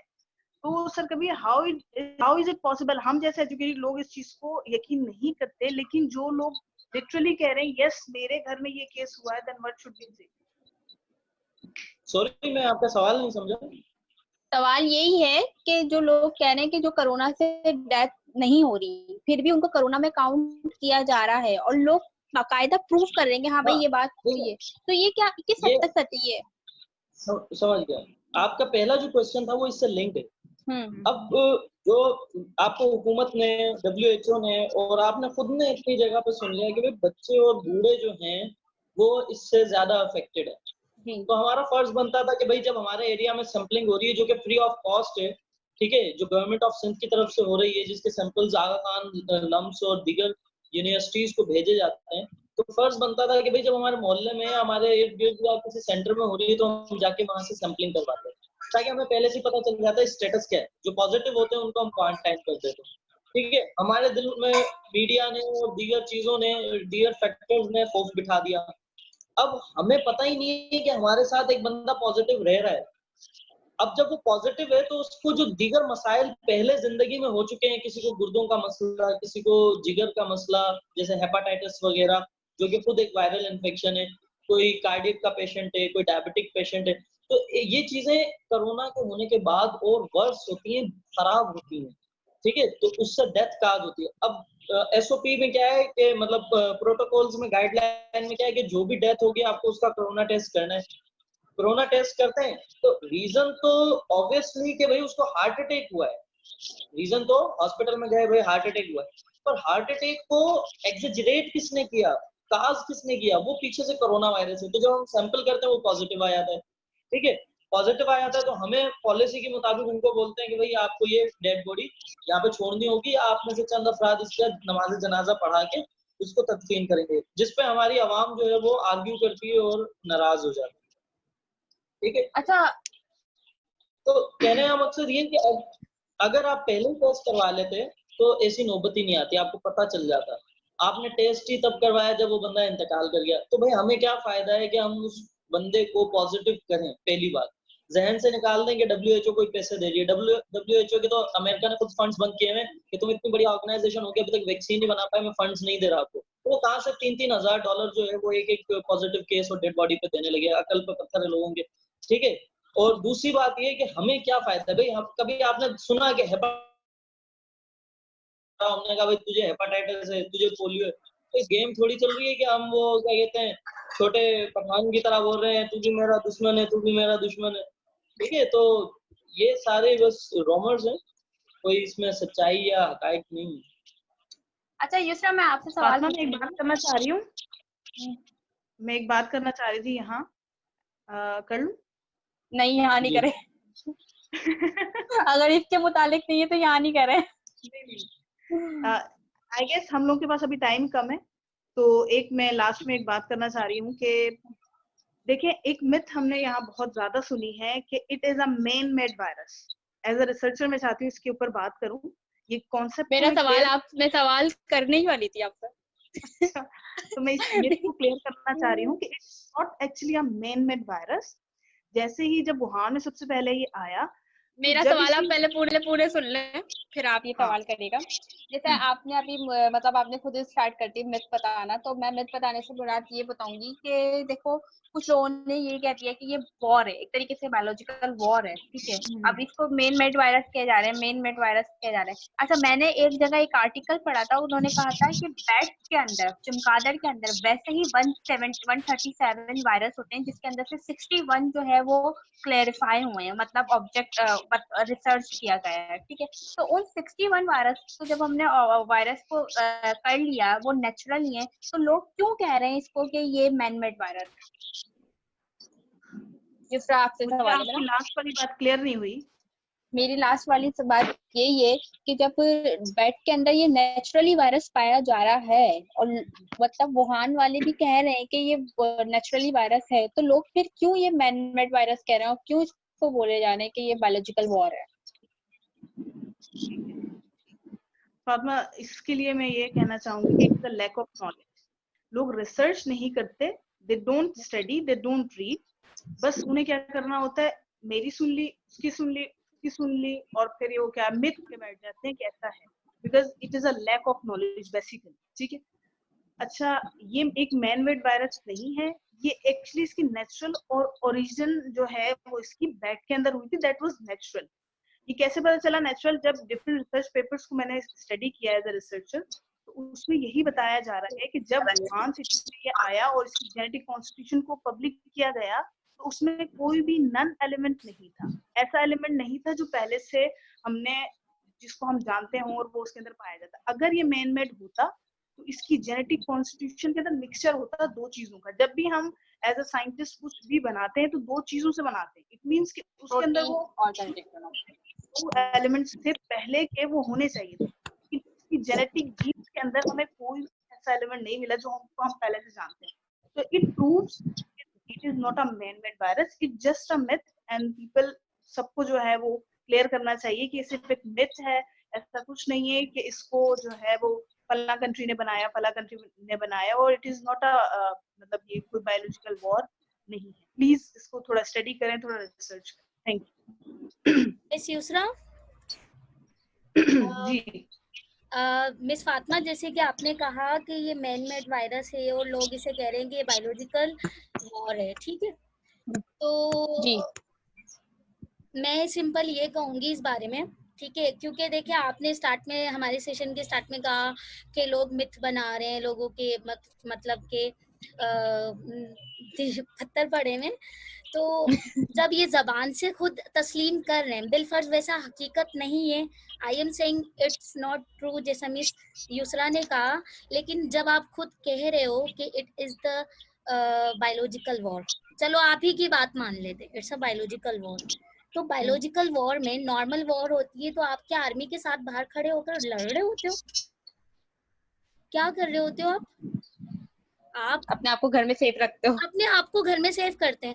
तो एज यू सी इट, वैसे हकीकत नहीं है कि ये मैन मेड वायरस है, वैसे ही हकीकत नहीं है कि ये बायोलॉजिकल वॉर है। बट अगर हम आपका प्रोटोकॉल, आपका कॉन्सेप्ट भी रखते हैं, तो खुदारा इसको बायोलॉजिकल वॉर ही समझ के अपने घरों में रहें, ठीक है, इसी को तस्लीम करके घर में रहें। फिर भी लोग इस चीज को तस्लीम करने के बाद भी कह रहे हैं नहीं रुकते, बाहर जिस तरह चल रहा होता है चल रहा है सब कुछ। अफसोस की बात है। अच्छा, अफसोस की बात है। और सबसे बड़ी बात यह है कि हमारे लोगों के जहानत, मतलब पढ़े लिखे लोग भी इस तरीके की बात कर रहे हैं। सबसे बड़ा अफसोस तो यह है कि पढ़े लिखे लोग भी इस तरीके की बातें कर रहे हैं। मतलब अल्लाह माफी दे, कुछ लोगों का तो ये कॉन्सेप्ट बन गया है कि जब तक हमारे खानदान में या हमारे सुनने में कोई कोविड पेशेंट नहीं आएगा जिसकी डेथ नहीं हुई, तो वो यकीन भी नहीं कर रहे। मिस, मेरे अपने खानदान में 2 पेशेंट हो चुके जिनकी डेथ हो गई, ठीक है, तो वो और फिर भी लोग यकीन नहीं कर रहे। बट लोग तो। अच्छा, मेरी आवाज आ रही है आप लोगों को? जी जी सर। अब मुझे ये सेशन कितनी देर में खत्म होगा वैसे हमारा? बस लास्ट क्वेश्चन पूछूंगी मैं, उसके बाद खत्म इंशाल्लाह। अच्छा, तो मुझे फिर एंड में 10 मिनट दीजिएगा, क्योंकि जी। मुझे फिर कुछ क्वेश्चंस के भी आंसर देने। जी जी। तो इसलिए मुझे आखिर में 10 मिनट दीजिएगा। लाइट भी चली गई। वही। अच्छा, बस लास्ट क्वेश्चन मेरा आप तीनों से एक ही होगा। तीनों से एक ही तरीके का क्वेश्चन होगा कि अगर आप लोगों को अनिल कपूर की तरह एक दिन का प्राइम मिनिस्टर बना दिया जाए तो आप लोग being a biological student, being a science student, किस तरीके से मैनेज करेंगे? और इकोनॉमिक मतलब मुल्क की माशियत को भी देखते हुए और लोगों की जिंदगी को भी देखते हुए, क्योंकि हम जिंदगी को हम इस तरीके से देखते हैं, हम बायोलॉजिकल स्टूडेंट, कि भाई कोई चीज ना कमी हो हमें, ना कोई चीज की हमें ज्यादती हो, हम नॉर्मल हो 100% जैसे अल्लाह ताला ने बनाया, जैसे हमारा जेनेटिक मटेरियल है, फिजियोलॉजी है, एनाटॉमी है, वो वैसी की वैसी रहे। तो मतलब आप किस तरीके की मुल्क की माशियत को देख के, लोगों के हालात को देख के, लोगों की जिंदगी को देख के, और जो कोरोना की खस्ता हालत चल रही है उसको देख के किस तरीके के इकदाम करते कि हमारा जो है मुल्क कम से कम जो है वो ये केसेस अटेंड करता, जैसे न्यूजीलैंड में एक भी केस नहीं हुआ, तो क्या करते आप लोग? सर पहले आप जवाब दें।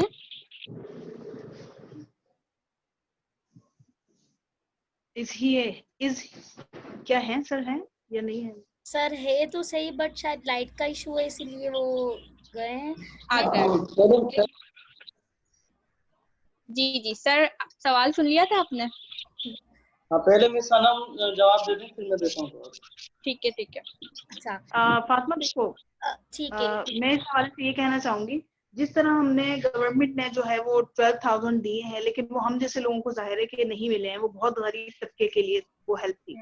लेकिन मुझे जो लगता है ना, वो हमें नॉन गवर्नमेंट एम्प्लॉयज के लिए भी जो है, अगर मैं होती तो पहले नॉन गवर्नमेंट एम्प्लॉयज को भी जो है वो थोड़ा कंसीडर करती। जाहिर है कि ये सफेद पोश लोग हैं, बहुत से लोग हैं, इतने ज्यादा रेशो है जो प्राइवेट जॉब कर रहे हैं, सब गवर्नमेंट नहीं कर रहे। अब देखो, गवर्नमेंट तो वैसे ही सिक्योर है, जो गवर्नमेंट सेक्टर में लोग काम करते हैं वो तो वैसे ही सिक्योर है, लेकिन मसला किसको आ रहा है? प्राइवेट सेक्टर में जो है उनको बहुत ज्यादा प्रॉब्लम है। जैसे तो टीचर्स कितने ज्यादा हुए हैं, आज ही मैंने न्यूज पढ़ी है कि 1 करोड़ से ज्यादा जो है लोग बेरोजगार हो गए हैं।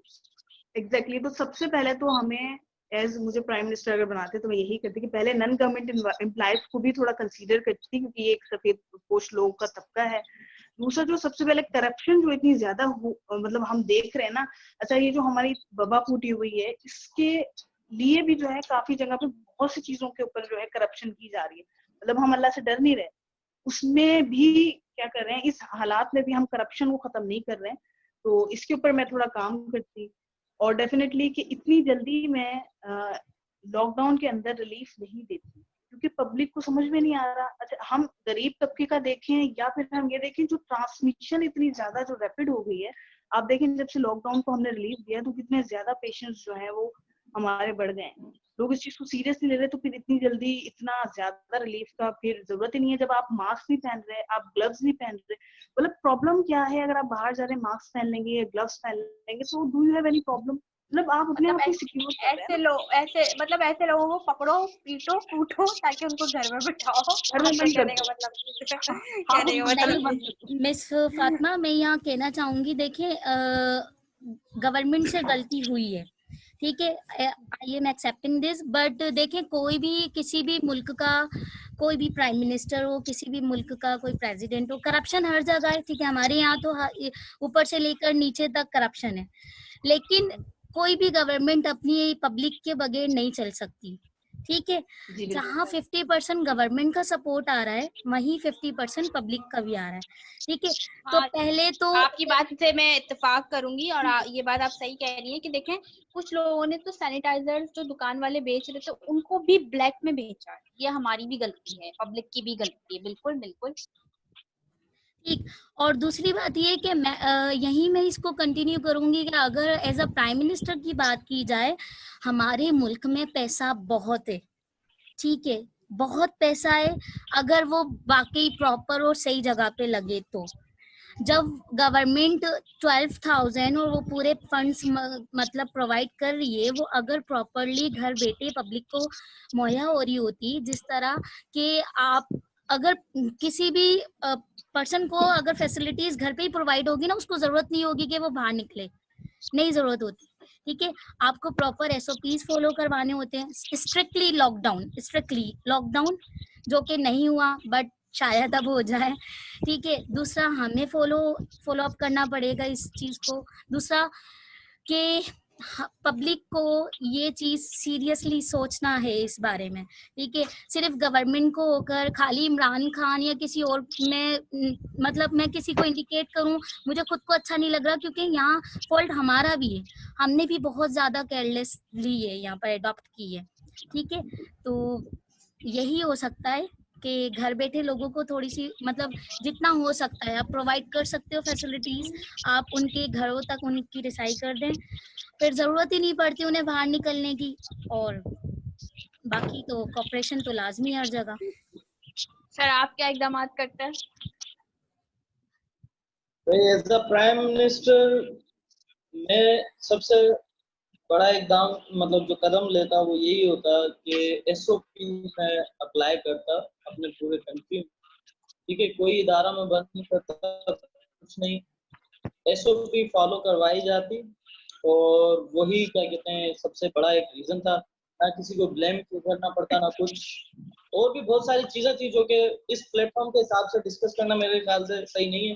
बाकी एज अ मेडिकल और कोरोना से रिलेटेड सबसे मेन चीज यही है कि अभी भी हुकूमत के पास टाइम है, हमारे पास टाइम है। हुकूमत को छोड़े, देखिए वो आपकी उंगली पकड़ के नहीं चलाएगी, आप जो चाहेंगे ना आप वो कर सकते हैं। आप सिंपल करें, एक सर्जिकल मास्क, एक सैनिटाइजर, ठीक है, एसओपी को फुल फॉलो करें, सेफ डिस्टेंस रखें 1 मीटर का, अपना काम करें अपने घर, ठीक है।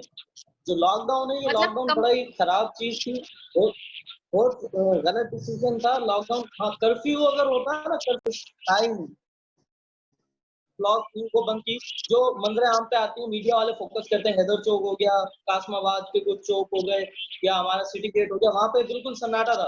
और आप अंदर इलाकों में जाएं, लतीफाबाद में, पेटाबाद में, हमारे दिल्ली की तरफ आए, सब कुछ ओपन था और मोस्ट कंजेस्टेड एरियाज हैं ये, ठीक है। तो लॉकडाउन हल नहीं है, हल है एसओपी, जिसमें मास्क, हैंड सैनिटाइजर और सोशल डिस्टेंस, बस ये मेंटेन करें। अच्छा, तो मैं आप तीनों मैं यहाँ पर एक बात ऐड करना चाहूंगी कि यहाँ पर एक और सेंटेंस हमें सुनने को मिल रहा है कि हमें कोरोना के साथ ही जीना है, ठीक है। ठीक, ये मतलब आई डोंट नो कि ये सेंटेंस कहाँ से एडॉप्ट किया गया है। तो थोड़ा बहुत अगर हम यार कोरोना के साथ क्यों जीना है आपने, आपके पास अगर प्रॉपरली एजुकेशनल सेक्टर है, आप रिसर्च वर्क है, हमने वैक्सीन बनाने की तरफ हम फोकस नहीं कर रहे हैं, हम कोरोना के साथ जीने की तरफ फोकस कर रहे हैं, कोरोना से लड़ने की तरफ फोकस कर रहे हैं। वो ये ऐसा नहीं हो सकता। एक तो एजुकेशनल साइड पे हम लोग बिल्कुल इस तरह है कि वहां पर कोई सपोर्ट नहीं मिली हमें, ठीक है, कि कोई भी मुझे मेरी नॉलेज के अकॉर्डिंग कोई ऐसा इंस्टीट्यूशन नहीं है हमारे पाकिस्तान के अंदर जो इसकी वैक्सीन के ऊपर प्रॉपरली काम कर रहा हो। अच्छा नहीं दूसरों पे डिपेंड हुए हैं हम दूसरों पे डिपेंड हुए हैं कि अमेरिका बना के देगा, चाइना बना के देगा, तो फिर बना के देगा तो तब तक उन्हीं का वेट करते रहे। अच्छा सर और मिस सनम आप ये जी आप बोलें मेरे पास 5% बाकी है मेरे मोबाइल डेटा में, सॉरी चार्ज में, तो मे भी पॉसिबल पावर्ड ऑफ हो जाए, इसलिए मैं अपनी चंद बातें कर रहा हूँ, उसके बाद हो सकता है ऑटोमेटिक स्टेट लीव हो जाए। पहले तो मैं मिस की बात की मजम्मत करूंगा, मतलब अपोजिशन में उनके मिस से। देखिए आप अभी तक पोलियो के साथ जी रहे हैं, आप अभी तक एड्स के साथ जी रहे हैं, आप अभी तक हेपेटाइटिस के साथ जी रहे हैं, तो इट्स नोवल कोरोना, जिसकी अभी तक वैक्सीन ही नहीं है, उनकी तो वैक्सीन भी आ चुकी है पोलियो वगैरह की, उनके साथ आपको जीना पड़ रहा है।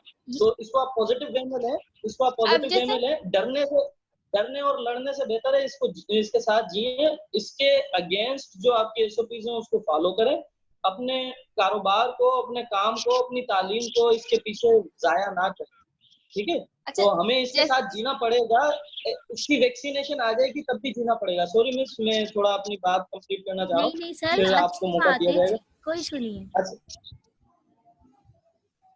हाँ, अच्छा, ये मैं 3-4 क्वेश्चन है हमारे जो क्या कहते हैं पार्टिसिपेट्स हैं उनके आंसर देना चाह रहा हूँ, और कुछ चीजें इंफॉर्मेटिव जो उनके साथ शेयर करना चाह रहा हूँ। सर आप शेयर तो करें, फातिमा, आप उससे कुछ कहना पहले मैं चाहेंगे? जी मैं आपसे एक लास्ट क्वेश्चन पूछूंगी, तो उसके बाद आप अपना, ये जाहिर सी बात है आप एक डॉक्टर हैं, आपको शेयर करना चाहिए ये बातें। तो मैं आपसे सिर्फ ये पूछूंगी कि कुछ लोगों ने कहा था कि कोरोना के पेशेंट्स को मलेरिया जैसी ट्रीटमेंट से भी सही किया जा रहा है, तो ये बात किस हद तक सही है? वो कुछ लोगों ने नहीं कहा था, वो अपना प्रेसिडेंट ऑफ अमेरिका ने कहा था, जिसपे एफडीए ने फौरन क्या कहते हैं मजम्मत की थी उनकी, कि आप जो है वासोक्विन या क्लोरोक्विन को as a treatment of corona use कर सकते हैं। And believe me, very next day पूरी दुनिया के मेडिकल स्टोर से वो दवाई गायब हो गई। I agree. तो मतलब वो समझ रहे थे कि ये कोई प्रीशियस दवा बन जाएगी और लोग खरीदेंगे उसको, पर एफडीए ने उसको बिल्कुल ही बैन कर दिया था। उन्होंने कहा कि ऐसी कोई हकायक हमारे पास नहीं है कि ये as a treatment of corona आप यूज कर सकते हैं, तो वो एक गलत बात थी, ठीक है। अच्छा, सर दूसरी आपके बात ये पास कि अब टाइम, अनम ने कहा कि कोरोना की वैक्सीन जो है वो यूएसए और यूके बना के देंगे, ऐसा नहीं है। पहली बात तो कि आपकी पंजाब वालों ने प्लाज्मा थेरापी सबसे पहले पंजाब ने अनाउंस की थी, ठीक है। दूसरी बात, वैक्सीन का भी दावा किया था। आपका मुल्क अगर रिसोर्सेज देगा ना मिस, तो सब कुछ हो सकता है।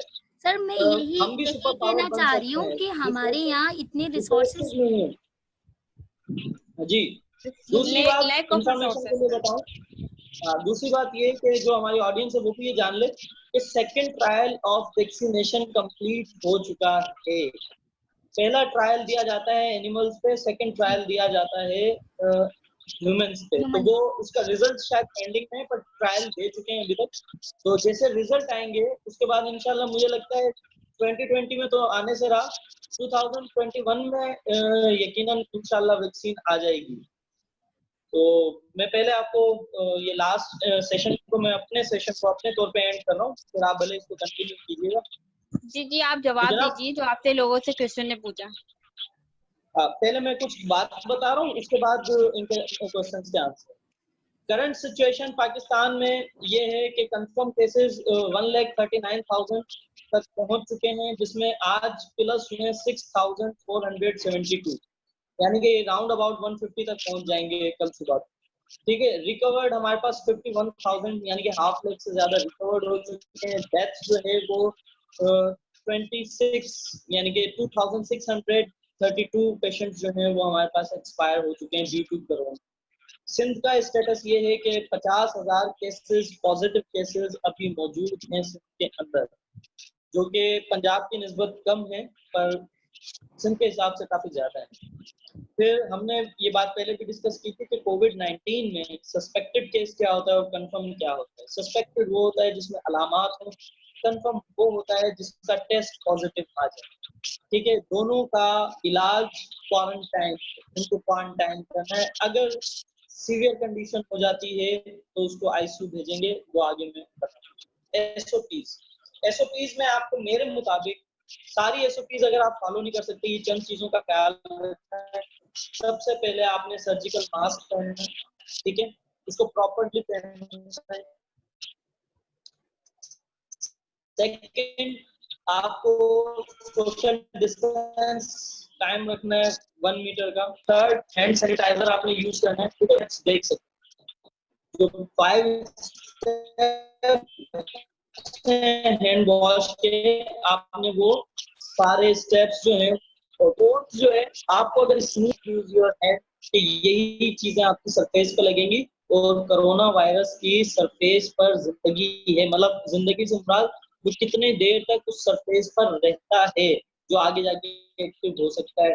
ठीक है, तो अलग अलग सरफेसेस पे सबसे ज्यादा मेटल पे वो जिंदा रहता है। ठीक है, तो आपको क्या करना है, आपने अपनी एल्बो यूज करनी है, स्नीज या कफ आए तो। ठीक है, चीजों को ओपन करने के लिए या तो back side of dorsum of your hand या फिर एल्बों का आपने ख्याल रखना है। मैनेजमेंट में जो सस्पेक्टेड है, सबसे पहले आप उनको हाइजीन बताएं कि भाई आपने हाइजीन रखना है। ठीक है, अच्छा जी, उसके बाद आपने उनको बोलना है कि स्टीम लें, भाप लें, उससे उनको क्या कहते हैं एयरवे में बड़ी आसानी रहेगी। फ्लूइड ज्यादा लेना है, पानी ज्यादा पिए। ठीक है, लेमन, मिल्क, ठीक है, ये चीजें ज्यादा लें क्योंकि इसमें vitamin C, vitamin D, zinc ज्यादा है। जिंक अभी रिकमेंडेशन है जिंक की ज्यादा WHO की तरफ से एज अ ट्रीटमेंट। ठीक है, जिंक आपकी बॉडी में होना चाहिए। अच्छा जी, अब किसी को सिम्टम्स है, फॉर एग्जांपल एलर्जी है, आप उसको एंटीहिस्टामिन देंगे टैबलेट फॉर्म में, बुखार है पैरासीटामोल या फिर एसिटामाइनोफेन देंगे। ठीक है, और उसको सिम्प्टोमेटिक एंटी माइक्रोबियल देंगे, यानी कि अगर कोई एंटीबायोटिक की जरूरत है जो कि अभी चल रही है, एजिथ्रोमाइसिन बहुत ज्यादा मतलब इसमें की जा रही है और इफेक्टिव भी है, तो वो देंगे।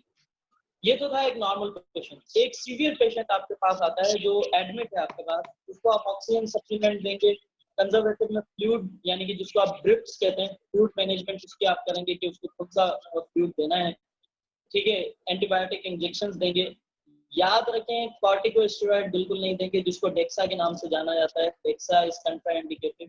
ठीक है, और अगर उसकी कंडीशन और सीवियर होती है तो आप उसको आईसीयू शिफ्ट कर देंगे, और अगर वो ब्रीथ नहीं कर पा रहा है तो उसको वेंटिलेटर शिफ्ट कर देंगे। मेरी तरफ से कुछ चीजें थी जो मैंने बहुत रैपिडली कही, आई होप के समझ में आया हो दोस्तों को।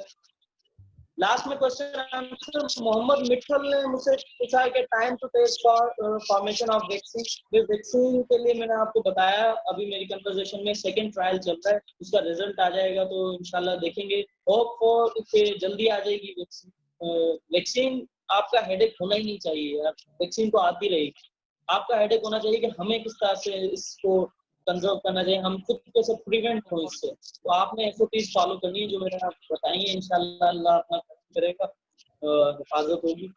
फिर मोहम्मद मिठल का दूसरा क्वेश्चन था, how we can prevent from कोविड-19। अगेन SOPs फॉलो करें, प्रिवेंट हो जाएंगे। थर्ड, अब्दुल रहमान युस्फानी ने क्वेश्चन पूछा था कि difference between Covid and cold. भाई दोनों सिम्टम सेम है। ठीक है, कोल्ड भी वायरल इन्फेक्शन है, ठीक, कोल्ड और फ्लू भी वायरल इन्फेक्शन है, और कोविड भी वायरल इन्फेक्शन है, सिम्टम सेम होंगे। डिफरेंशिएट सिर्फ आप टेस्ट पे करवाएंगे, तो जैसे ही आपके सिम्टम्स आए गो फॉर द टेस्ट। ठीक है, डिफरेंशिएट हो जाएगा। ट्रीटमेंट सिम्प्टोमेटिक ट्रीटमेंट है जो आपने पूछा था, सेकंड जो अलामत है उसकी ट्रीटमेंट होगी। ड्रग कौन सी बेस्ट है, इन्होंने लास्ट क्वेश्चन कौन सी ड्रग बेस्ट है। देखिए ये आपकी कंडीशन पे आपका डॉक्टर प्रिस्क्राइब करेगा। इस तरह से बिना देखे बिना सिम्टम्स के कोई भी ड्रग का नाम देना किसी भी डॉक्टर के लिए आसान है। ठीक है, तो आई होप कि आप सबको आंसर मिले हो। अगर कोई और बात हो तो प्लीज कमेंट कर दीजिएगा।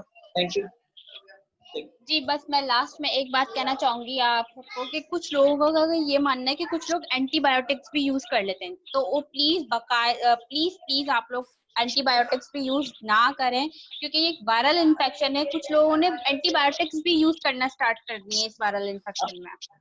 एंटीबायोटिक आप तब यूज कर सकते हैं जब आपको सिम्टम्स दूसरे सीवियर हो, ताकि आप प्रोफाइलेक्सिस ये होता है कि आपको है तो वायरल इन्फेक्शन, और इसमें आपकी इम्यूनिटी कम हो जाती है तो दीगर बैक्टीरियल इन्फेक्शन होने के चांसेस होते हैं। तो उसमें प्रोफाइलेक्सिस में आप एंटीबायोटिक दे सकते हैं, बट वो डॉक्टर की प्रिस्क्रिप्शन से यूज करना है, अपनी मर्जी से नहीं लेंगे। वरना एंटीबायोटिक अगर रेजिस्टेंस हो गया तो हॉस्पिटल में कोई भी एंटीबायोटिक आप प्रेफर नहीं देंगे। मिस अनम, आप देंगी किसी पेशेंट को एंटीबायोटिक कोरोना के? मिस जैसे कि सर कबीर से मैं मुत्तफिक करती हूँ कि ये कंडीशन पे डिपेंड करता है कि उसको किस तरह की और क्या एंटीबायोटिक से रिलेटेड कंडीशंस होगी तो हम प्रिस्क्राइब करेंगे, अदरवाइज नहीं।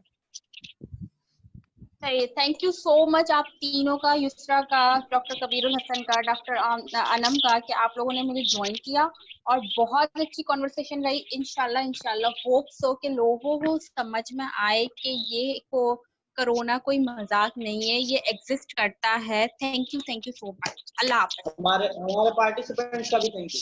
थैंक यू हाँ, so Thank you. Much. Thank you so much. अल्लाह हाफिज। अल्लाह हाफिज। Allah Hafiz. Allah Hafiz.